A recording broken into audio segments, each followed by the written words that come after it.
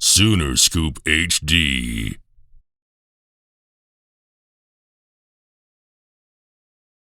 Just the way he's swinging, getting some game action, and playing in the field well too. Just what's it been like getting him acclimated to the college game, and how big will that growth continue toward the end of the season? Well, one thing about Wallace, he works extremely hard, and he's kind of what we call an extremist. He's going to get better and better because of the work he puts in. I mean, he's a tireless worker. He plays fast defense. He's getting stronger and stronger with the bat. He has quality at bat. He gets up there. He's starting to understand his identity offensively, and the more that he understands his identity offensively, he's going to be better. Just full pitches, try to win pitches. His doubles, his power is going to come more and more with his strength and maturity and his recognition of the strike zone. He's been a pleasure to be around, and he plays a high level of defense. Yep, I appreciate it, man. Good luck this week against K-State. Thank you. Appreciate you.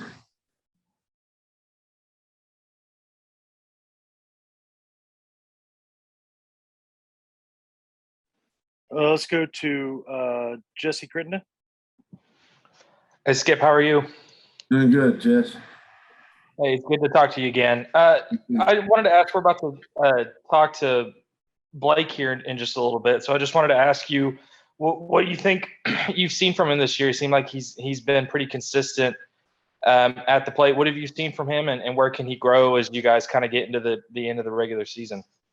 I think the one thing that Blake does is he sticks with his approach at the plate, never wavers from it.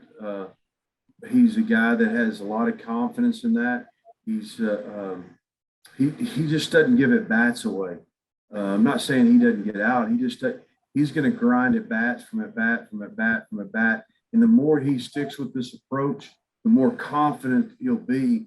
And the more you've seen how he's growing as the season goes, is he's stuck with the same approach. And now you can see the confidence start come. And then you'll see the power numbers jump up because he's physical. He's strong. He's physical. He's a baseball player. He loves to practice and he loves to play. And that's in today's world, that is really big. How important is it to be committed to having that same like you mentioned, that same routine, that same mindset? Is that something that you develop, or is that something some players have naturally? And where does he kind of fall in that spectrum? Well, there's a lot of great players, Jesse, that can never develop it because they never stick with it. The game demands you to be consistent. It demands you to be consistent. Yesterday we were facing live hitters, and we had a guy out there. He's throwing slide steps, and he was throwing strike after strike after strike. And then all of a sudden he gets in the windup and he throws a ball. And so I called timeout and I walk out to him. I asked him that question. I said, "Who's the best hitter on our team?" And he said, "Blake Robinson." I said, "Why is he the best hitter on our team?" He said, "Well, he's really consistent." I said, "Yeah, because he sticks with the same thing. Why wouldn't you stay in the slide step so you can be consistent? Because the more consistent you are, the more confident you are. And it keeps fueling confidence. And we're always fighting for confidence. The game demands you to go out and do the same things like Groundhog Day over and over and over and over. And it's really hard to do that in baseball because you have so many highs and lows in it.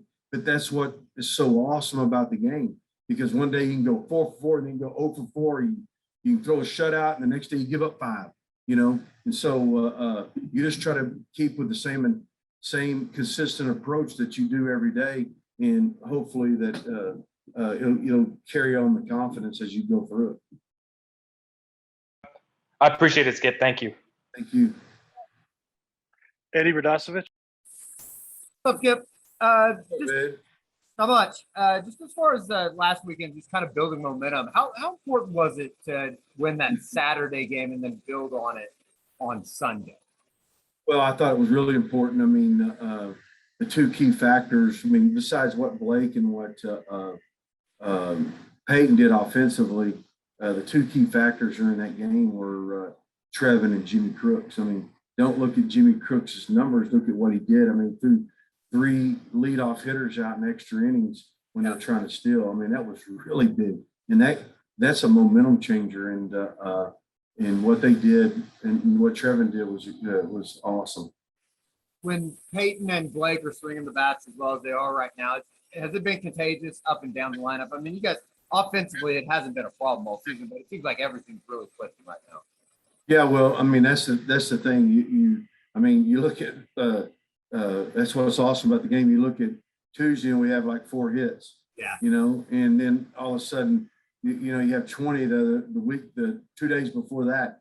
You just got to keep trying to grind it out and win pitches. That's the only thing you can talk about more so than anything with these kids every day, man. Just grind it, bats out, keep the same approach, keep doing it, keep the same passion, keep the same fire. And there's guys that you never know you never know what the most important at bat is or the most important pitch is. You tell those kids that sometimes it's hard for them. You just got to keep telling them and keep reiterating it and doing those things. But that momentum to keep carrying it over is what we've got to try to keep doing and just try to win innings and win pitches. And lastly, with Cade going into this weekend, is this still day to day, or is barring a setback, do you expect him to start on Sunday? Well, we're still having scheduled to pitch on Sunday, and it's still day to day. Like yesterday, it was looser than it was the day before, and I haven't seen him today yet, but I'll see him today and see what Doc says about it today. I know he's going to see our team doctor for the first time today. And we think it's all the x-rays were good. We think it's all muscular. We think it's just something that, maybe an alignment issue with his hips. We don't know yet. We have the best doctors and they'll let us know what it is. And one good thing about it is it's not his arm, Yeah, sure. And it really, I thought he had the best stuff he's had all year. And we have a 9-run inning that made him sit down. But going into that day, he was a little tender going into it. So precautionary, man. I didn't want to try to. Oh, I can get this last guy, man. There's no use in it. Let's just move on. Cool. Appreciate it, Skip. Thank you. Eduardo Olivas. Hey Skip, how are you? Good. Good. Just one quick question about the schedule. So we're coming down to our last 4 Big 12 series in the season. Are you still taking those series by series, or are you starting now to look into the postseason a little more? No, you got to take them series to series. I mean, we don't. I learned this from Coach Garrido. It's week to week, really. I mean, you go week to week and what you have and what you look at your the guys that are healthy and not healthy. The guys that are going into that week and just try to look at it game to game. Because if we're going to preach about winning, staying pitch to pitch, we got to think about, and take it pitch to pitch ourselves as coaches.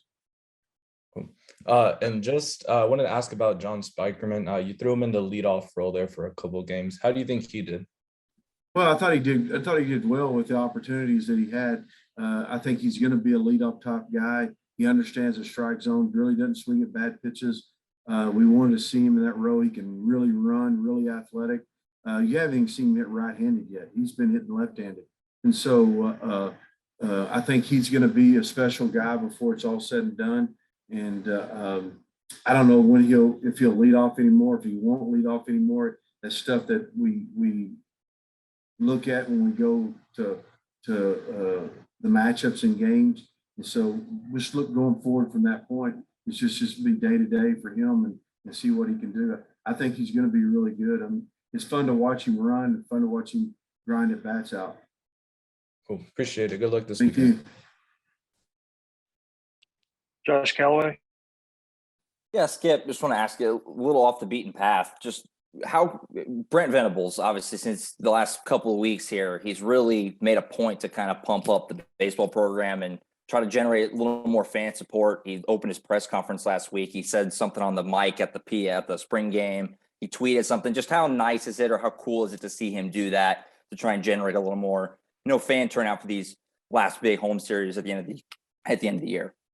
Well, I think he understands. I mean, he came from a big program. He understands how big the fan support is and how much it really helps our athletic program. I mean, without the fans, we wouldn't be really anybody, you know? So, I mean, our kids really get fired up about it, seeing the burn pack, seeing people yell Boomer Sooner, and for him to come up with it, he's only helping us out, and that's the sign of a great leader. And we always look for it, and we're really happy. I sent him a thank you, a text to say, hey, man, if you ever want to go hunting and fishing, just give me a holler. I mean, it's just one of those deals where we're supporting each other, because we've got to be, if we talk about all of us being a team, and we talk to our kids about being a team, we got to be a team as an athletic department as well. And I think that shows his leadership and where he come from and how much it's helped. He understands it. He's seen it. I mean, he was here, and then he went to Clemson. He's back here. I mean, he's a great leader, and there's a reason why he's in the role he's in, because he just doesn't care about himself. He cares about the whole athletic department. And I think that's a great sign. Appreciate it, Skip. Thank you. Carly Murray. Hey Skip, how are you? Great, you. Good. So I had a question. So Dylan Gabriel is throwing out the first pitch on Saturday. Tell me about the excitement about that in the locker room, and a little bit about him. Well, I wanted Kyler Murray to do it, but I couldn't get him here.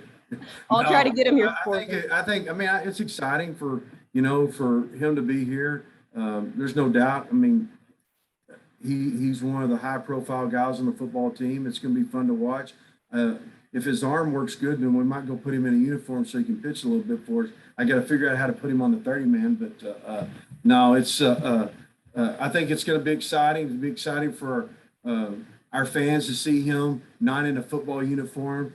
I think that's always pretty cool for baseball players to do that, basketball player or whoever. I mean, I'm just, ready for the day to start and get it over with, and let's go on. Okay, and then my last question, can you tell me a little bit about the Sooner family cookout tomorrow, and how y'all are looking forward to that? Well, we're always looking forward for the families to come in. I think that's a big thing for, we see them on the road. We don't get to talk to them much. Those moments for us are always big. Because we're sitting there grinding out with the players. I think it's always big to do those things. I mean, you don't get to see the side of us too often. We're really, you think of the hours that we're spending. I think I spent 6 hours last night watching game film on baseball, and it's just changed so much. So we got to continue to be prepared and put the details in it. Sometimes, fans or family. I think this is a pretty good one. Coach Overcash sent me today. Let me see it here. Help wanted. Every athletic team should have a man who plays every position, never makes an error, and knows just what the opposition is planning. But so far, there's been no way to get him to put down the popcorn and Coke and come out of the stands. So, there's always a lot of good coaches in the stands, and it rightly so. Some of those kids, dads have watched them play forever, and some of the advice that they give them is good. Some of it's not so good at times. The game itself is unforgiving at times, and we've got to continue to grow in it and get better at it every day. You can ask your dad at times where he was struggling or where he wasn't struggling. That's what's awesome about the game. It's what keeps you coming back to try to play it. You're always trying to figure out how to perfect the game. It's too hard to perfect an imperfect game. Sooner Scoop HD.